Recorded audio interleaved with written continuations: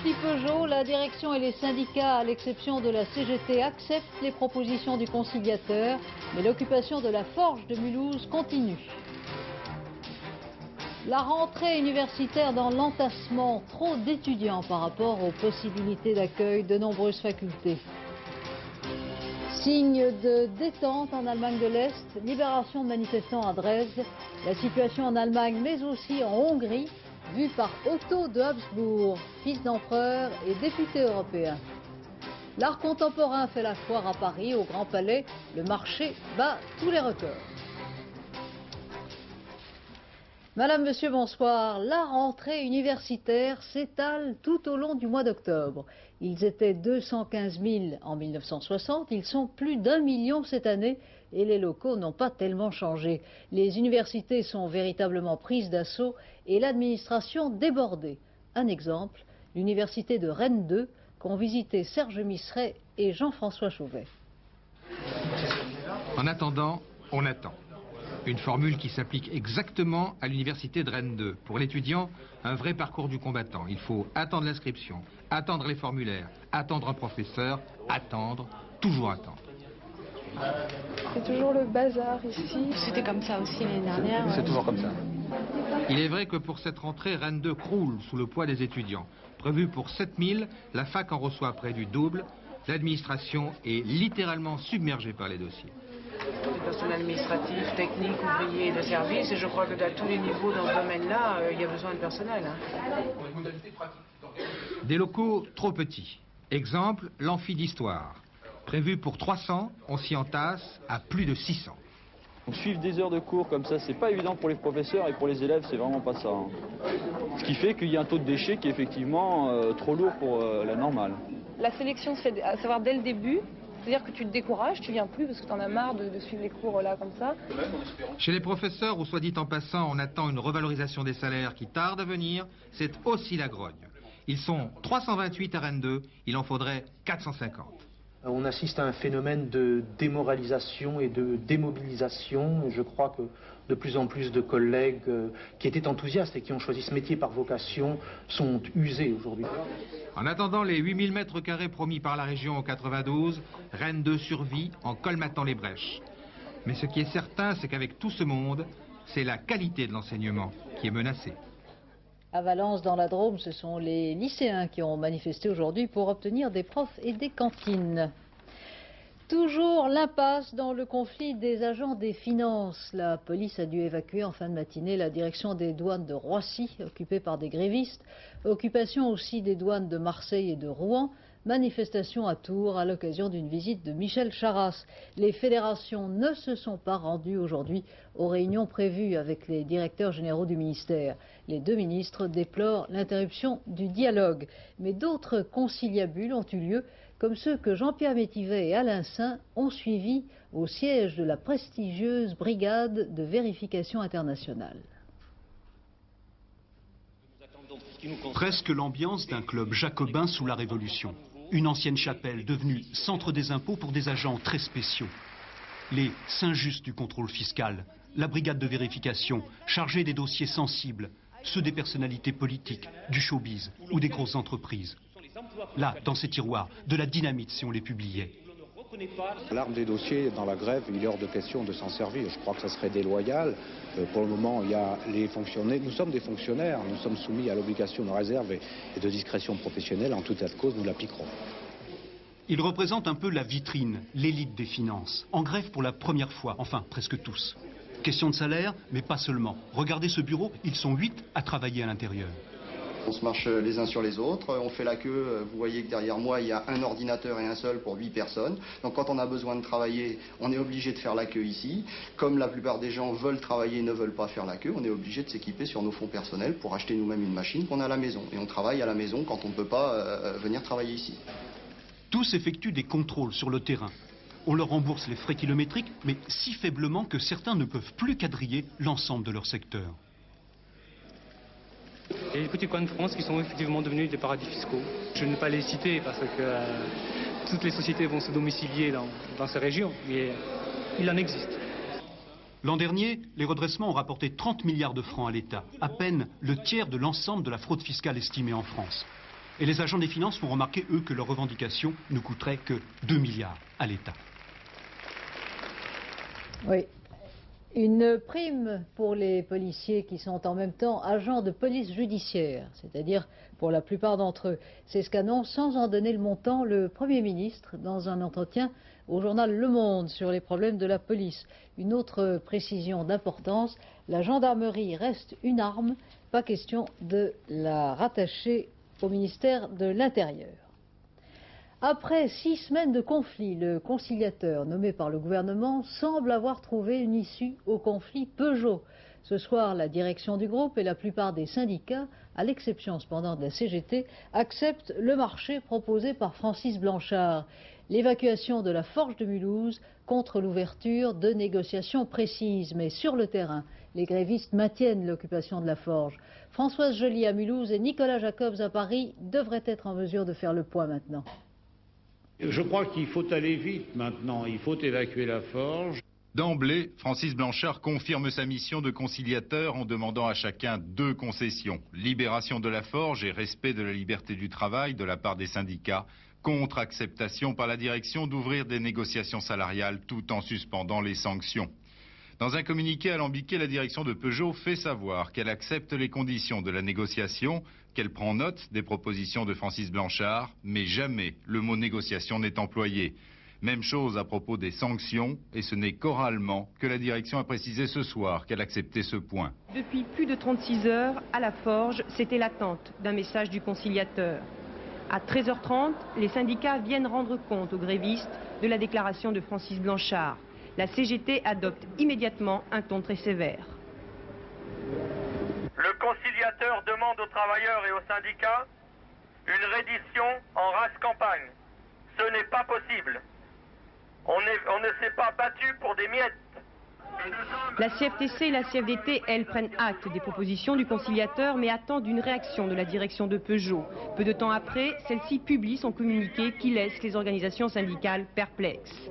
Elles se réunissent alors chacune de leur côté durant plus de 3 heures, à l'issue desquelles elles se félicitent des propositions de Francis Blanchard, tout en émettant des réserves sur le communiqué de la direction. Si nous pouvons être d'accord donc sur le contenu des différents points soulevés, nous émettons quand même cependant une réserve quant à la mise en place, quant à l'organisation des négociations.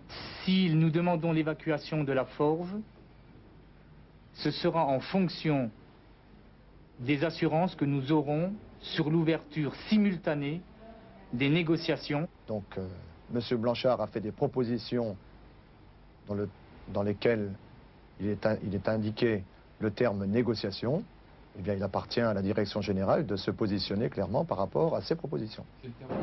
Enfin, ce soir, le comité d'organisation de la grève de Peugeot-Mulhouse appelle à la poursuite du mouvement selon les modalités définies la semaine dernière, c'est-à-dire avec occupation de la forge. Et Henri Krasuki, pour la CGT, donne à nouveau le ton. Il s'agit, dit-il, de propositions inconsistantes qui relèvent du mépris. Fin de citation. L'Allemagne de l'Est semble respirer un peu mieux ce soir. Des signes de détente sont perceptibles. Ainsi, à Dresde, les manifestants arrêtés ces derniers jours ont été libérés. Le bureau politique du parti unique doit se réunir ce soir à Berlin-Est pour la première fois depuis les événements. À Leipzig, l'immense manifestation d'hier soir n'avait pas provoqué d'incident. Philippe Rochon. Nous sommes le peuple, c'est le slogan qui a dominé pendant toute la manifestation de Leipzig. 70 000 personnes selon l'église protestante, elles ont voulu montrer qu'elles exprimaient les aspirations profondes de la population. Si la violence a pu être évitée malgré la présence de milliers de policiers et même de blindés dans les rues, c'est que l'église protestante et certains éléments modérés du Parti communiste avaient lancé un appel au calme qui a pu être entendu. Pas d'affrontement, mais un gigantesque mouvement populaire pour demander des réformes et la libération des personnes interpellées ces derniers jours. Plusieurs manifestants de Dresde, arrêtés samedi soir, ont déjà été relâchés. Réaction du chancelier Kohl à l'ouverture de la foire du livre de Francfort. Un rêve de liberté touche nos compatriotes d'Allemagne de l'Est. Il a parlé du devoir d'ingérence dans les affaires intérieures d'un régime figé qui tente de survivre. Il appelle l'Europe à la solidarité avec les manifestants. Il y a pour lui des signes d'espoir en RDA. La leçon que l'on peut tirer de ces dernières manifestations de Leipzig, c'est que des deux côtés, manifestants et forces de l'ordre, on a pu contenir ces troupes. Un dialogue est donc devenu possible. Mais dans un pays qui empêche ses propres citoyens de se rendre à l'étranger, même chez les voisins socialistes, il faudra aller très vite. Oui, le passage avec la Pologne est beaucoup plus difficile depuis hier. Une voix intéressante à écouter à propos des deux Allemagnes, celle de l'ancien chancelier Willy Brandt, l'initiateur du dialogue interallemand. Willy Brandt était de passage à Paris aujourd'hui et Véronique Tavo l'a rencontré. Dans les manifestations de Leipzig et de Berlin-Est, ceux qui protestent dans les rues affirment d'abord leur volonté de rester chez eux en Allemagne de l'Est. Car à côté des jeunes Allemands de l'Est qui ont fui à l'Ouest parce qu'ils pensent qu'ils y auront une meilleure vie, il y a les autres qui veulent rester, et c'est la grande majorité. Même ceux qui ont eu des démêlés avec la police politique disent qu'ils veulent rester pour transformer le régime. J'ai un message pour les Allemands de l'Ouest, pour mes concitoyens. S'il vous plaît, acceptez-les tous. S'il vous plaît, soyez accueillants.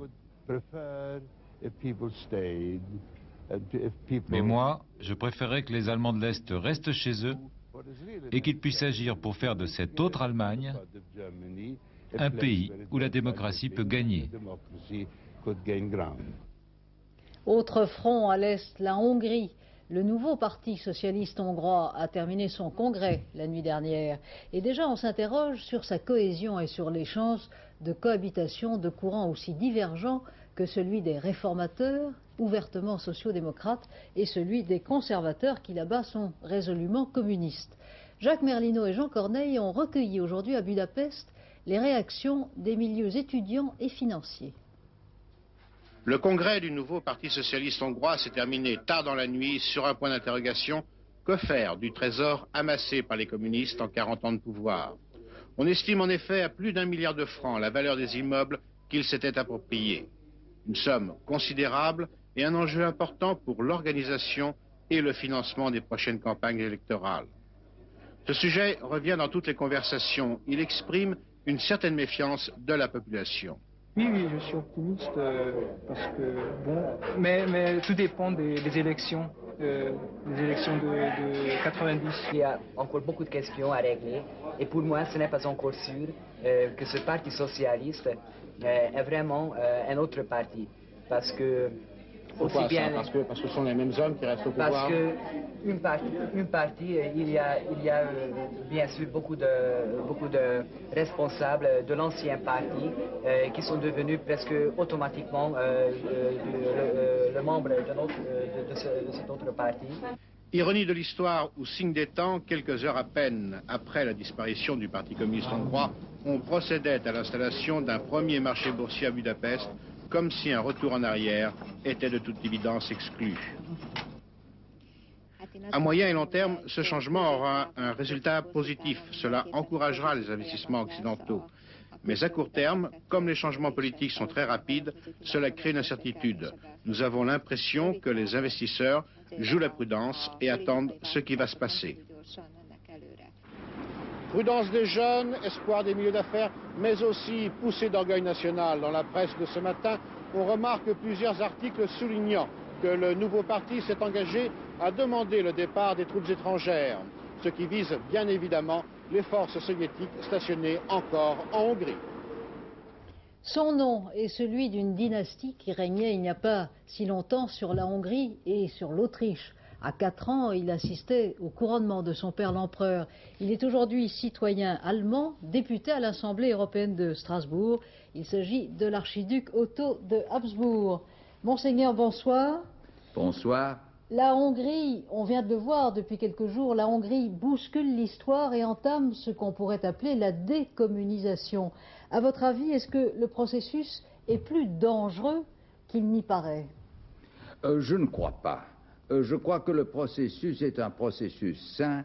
Les Hongrois ont montré jusqu'à maintenant qu'ils avaient beaucoup de sagesse dans les rapports, qu'ils ne pousseraient pas trop loin, qu'ils voudraient changer la situation de pas à pas. Bien entendu, s'il y avait une résistance très forte de la part des restes du régime, alors là, ce serait plus critique, mais je ne le vois pas pour le moment. Selon vous, le multipartisme est véritablement en route? Je vais vous dire, oui, un multipartisme est en route, est inévitable. Ce n'est pas encore tout à fait définitif, parce que vous savez, quand les gens sortent de 4 décennies d'esclavage, c'est toujours une espèce d'explosion de nouveaux partis politiques. C'était partout la même chose. Et je crois que ça va se décanter au cours des mois prochains. Par conséquent, il faudra beaucoup de prudence en traitant des problèmes. Alors il y a même un de ces partis, je crois, qui vous a proposé comme le prochain président de la République de Hongrie. Oui, cela, c'est le parti des petits agriculteurs. Je vais vous dire, toute cette question de l'élection présidentielle me paraît un peu mal mise, parce que je crois qu'il serait indispensable que l'on commençât d'abord avec les élections parlementaires.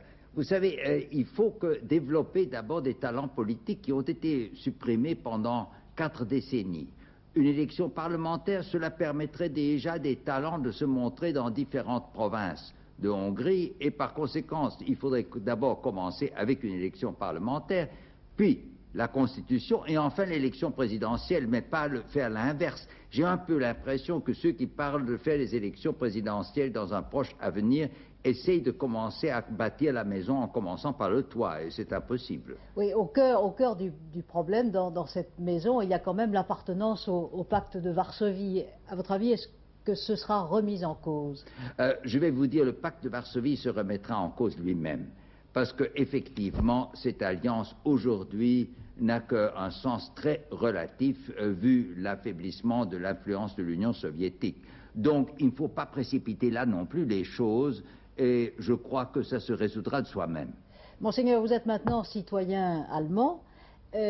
En Allemagne de l'Est, après les manifestations de ces derniers jours, et singulièrement celle de la nuit dernière à Leipzig, à votre avis, est-ce que le régime peut se libéraliser un tout petit peu sans perdre sa raison d'être? Hélas, vous savez, il y a un grand problème que j'ai vu très fréquemment parce que j'ai été avec les missions du Parlement européen dans les différents pays de l'Europe centrale et orientale, et j'ai eu l'occasion de parler avec de nombreux dirigeants. C'est toujours la même chose. Ces dirigeants, dans leur fort intérieur, sont totalement sûrs de leur illégitimité, puisqu'ils ont été imposés par l'étranger et qu'après, ils n'ont jamais été ratifiés par des élections libres. Cela crée des situations, mais il ne faut pas oublier, les États, eux, sont légitimes. Les gouvernements peuvent ne pas l'être. Tandis qu'en Allemagne de l'Est, c'est autre chose. Il y a l'illégitimité du gouvernement, il y a l'illégitimité de l'État. Et par conséquent, il y a une espèce de résistance beaucoup plus forte que celle dans des pays qui, après tout, sont des pays légitimés par l'histoire. Un dernier point, à votre avis, l'Occident doit financer cette évolution qui s'accélère en Europe de l'Est? L'Occident doit aider maintenant la libéralisation. Il y aura de grosses difficultés, d'énormes difficultés. Ne l'oublions pas, c'est que le système du Comecon, c'est-à-dire le contrôle de l'économie de tous ces pays par l'Union soviétique, a complètement détraqué l'appareil économique. De plus, le marxisme l'a détraqué encore plus. Il s'agira de rétablir là une situation. Ce sera une chose qui durera très longtemps et que nous devrons aider, et notamment en ne donnant de l'aide qu'à des entreprises privées, donc à un retour véritable au marché, et surtout aux petites entreprises qui ont un très grand avenir. Otto d'Habsbourg, je vous remercie. Merci. Le président Mitterrand poursuit sa visite au Venezuela sous le double signe de la dette et du dialogue Nord-Sud. Son court malaise d'hier à l'aéroport n'a pas affecté son programme. De Caracas, Gilles Leclerc, Yves Barbe. C'est le sourire aux lèvres que François Mitterrand lui-même, ce matin, au petit déjeuner avec son homologue Carlos Pérez, a abordé son léger malaise d'hier. En reconnaissant un peu d'imprudence, beaucoup de kilomètres, a-t-il dit, beaucoup de soleil, résultat, une fatigue compréhensible. Mais pour autant, rien de changé au programme, inauguration, cérémonie, et puis tout à l'heure, lors de la session solennelle du Congrès, 3 quarts d'heure de discours. Un thème majeur, le développement avec les rapports Nord-Sud qu'il faut relancer malgré les réticences de certains pays riches, la dette, l'environnement et la lutte contre la drogue, contre les trafiquants et ceux qui les protègent. Quiconque a pu mesurer le drame que représente dans sa propre famille la destruction de notre jeune fille ou garçon C'est même pas la mort qui les attend. C'est la déchéance qui les atteint. Et la souffrance de ceux qui les aident devant ces vies perdues. Et par centaines de milliers, et de plus en plus. Non, c'est une véritable guerre, je dois le dire, qui exige des moyens appropriés. Un message d'espoir et de solidarité apporté ici par le président de la République, venu témoigner à cette jeune démocratie du Venezuela. Vous l'avez vu, plus de signes de fatigue apparents pour François Mitterrand ici en Amérique du Sud. Le président de la République poursuit tout à fait normalement son voyage. Prochaine étape demain, Quito, capitale de l'Équateur, à 2800 mètres d'altitude. Du coquelet grillé et du mouton haché. On croit connaître maintenant l'origine de l'intoxication alimentaire qui, la semaine dernière, dans un hôpital du Val d'Oise, avait provoqué la mort de 8 personnes âgées. Bruno Gex. Les services vétérinaires du Val d'Oise ont localisé la salmonelle dans du coquelet grillé et du mouton haché. Ces deux plats ont été consommés par les pensionnaires de l'hôpital Richer le 28 et le 29 septembre dernier. Les matières premières ne sont pas en cause. Les analyses bactériologiques effectuées font apparaître que la contamination a pu avoir lieu après la cuisson de ces plats lors de la manipulation de la viande. L'enquête s'oriente donc vers la recherche d'un porteur sain de salmonelle parmi le personnel de cuisine. Les autopsies réalisées par l'Institut médico-légal de Paris confirment que sur les 7 personnes âgées décédées, 5 cas sont dus à une intoxication alimentaire. Aujourd'hui, l'épidémie est considérée comme stoppée. La cuisine de l'hôpital Richer a été désinfectée. Accident de train à Villefranche-sur-Saône. 2 cheminots tués, un 3e grièvement blessé dans une collision entre un train de marchandises et une locomotive à l'arrêt ce matin. Aucune erreur humaine n'est en cause, affirme la SNCF. Et près de Laval, l'express Paris-Rennes a heurté une voiture à un passage à niveau. Un mort, un blessé dans la voiture. Non-lieu pour ce policier de Thionville qui, il y a 5 ans, avait été inculpé d'homicide involontaire après un interrogatoire. Anne Poncinet. Pour Fernand Thury, c'est aujourd'hui le 2e non-lieu. Inspecteur de police, il était soupçonné d'avoir provoqué involontairement la mort de Madame Wardia à Ouadache au cours d'un interrogatoire en août 84. Mort provoquée par des gaz lacrymogènes selon les enfants de Madame Ouadache, qui avait fait appel après un premier non-lieu. Mort due selon les policiers au diabète de la défunte. Inculpation de 13 néo-nazis à Metz, parmi eux 3 sous-officiers français et 3 Allemands dont un soldat. Tous se réclament du mouvement d'extrême droite PNFE. Le week-end dernier, à la sortie d'un concert rock dans ce café, ils avaient lynché 3 jeunes gens, les blessant très sérieusement.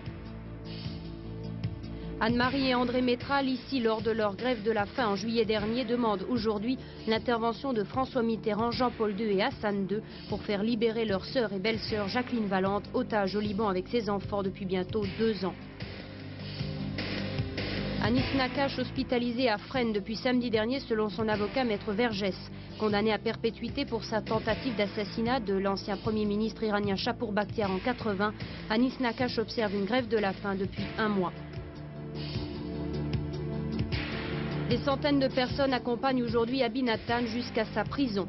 Le pacifiste israélien a été condamné la semaine dernière pour avoir rencontré Yasser Arafat en 88 à Tunis, alors que les contacts avec des membres de l'OLP sont interdits en Israël. Pourtant, dans tous les autres cas de ce type, la peine de prison avait été commuée en peine de substitution.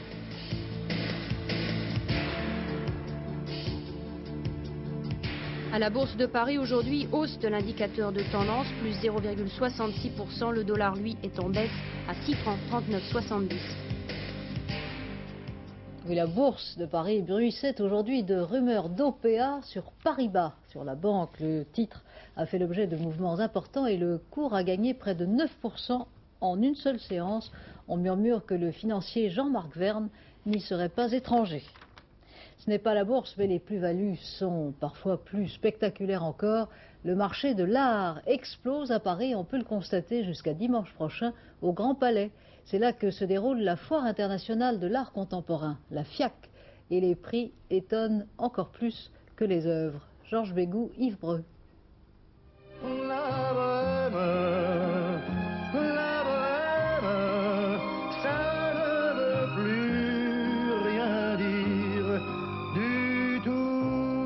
la bohème, la découverte de jeunes artistes ne semble pas la préoccupation majeure de la FIAC 89. Exception faite de quelques peintres tels que Suzoni, exposés pour la première fois, qui méritent un bel avenir, l'ensemble des galeries présente des valeurs sûres. Hartung et César pour Patrice Trigano, qui posent le problème du marché de l'art aujourd'hui.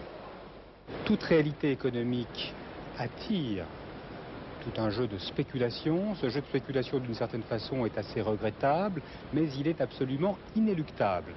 Je crois que le problème auquel nous devons absolument veiller, c'est que la spéculation ne prenne pas le pas sur la vocation des collectionneurs et des amateurs. Je crois qu'il faut véritablement avoir le courage de dire non, je ne vous vends pas un tableau si on sent que la motivation d'achat réelle et profonde n'est pas au point de départ déterminée par un acte d'amour.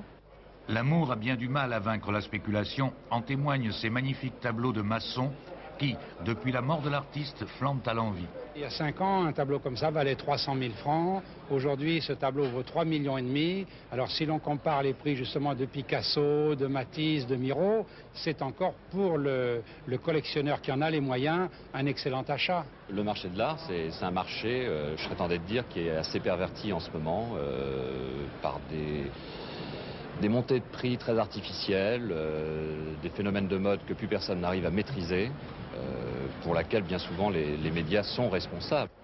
Ah, les médias, ils ont le dos large, si large qu'ils masquent sans doute les yens, les marques et les dollars qui alimentent le feu prospère du marché. Il enflamme ou il insupporte, il ne laisse pas indifférent, et en 10 ans, il est passé du vertige de l'amour et du succès au grand plat médiatique et commercial. Alain Bachung est de retour à partir de ce soir à la Cigale à Paris. Violent, romantique et secret, redécouvrons-le grâce à Agnès Poirier et Pascal Stelletta. Oh Gabi, Gabi, tu devrais pas me laisser. Mais où était-il passé, ce fils de boulanger alsacien, celui qui chantait Gabi et succombait au vertige de l'amour? Repéré du côté du Rio Grande, il réapparaît enfin. Depuis 10 ans, Bachung n'en fait qu'à sa tête. En ce moment, je ressens plusieurs sentiments en même temps. Alors comment, en une phrase, raconter ce mélange de sentiments d'un seul coup? Et c'est de là qu'a dû naître certainement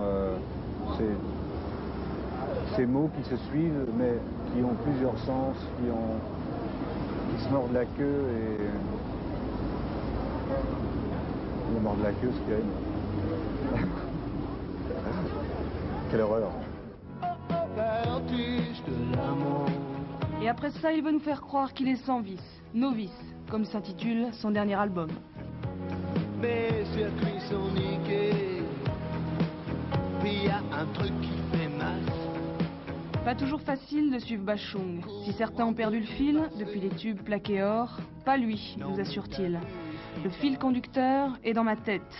À chacun de trouver les clés.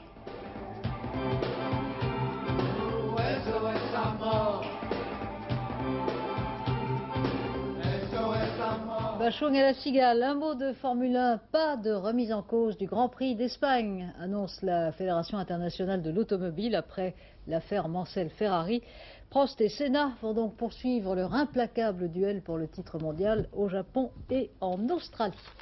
Très vite encore, les résultats et les rapports du tiercé d'Auteuil. Aujourd'hui, donc à l'arrivée, vous le voyez, le 10, le 7 et le 1, 5 francs dans l'ordre, rapportent 15 493 francs 50 et dans un ordre différent, 1805 francs. Le quintet plus maintenant, le voici donc le 10, le 7, le 1, le 8 et le 4. Oh là là, 10 francs rapportent dans l'ordre 2 626 740 francs. Dans un ordre différent, 11 291 francs. Voilà, dans un instant, le temps avec Sophie Davant. Le dernier journal en Russanier vers 23h40, après Star à la barre. Demain, invité de François Ponchelet aux 4 vérités à 7h45. Serge Julie, le directeur de Libération, pour commenter un prochain colloque sur la vie politique française. Très bonne soirée sur Antenne 2. À demain, 20h.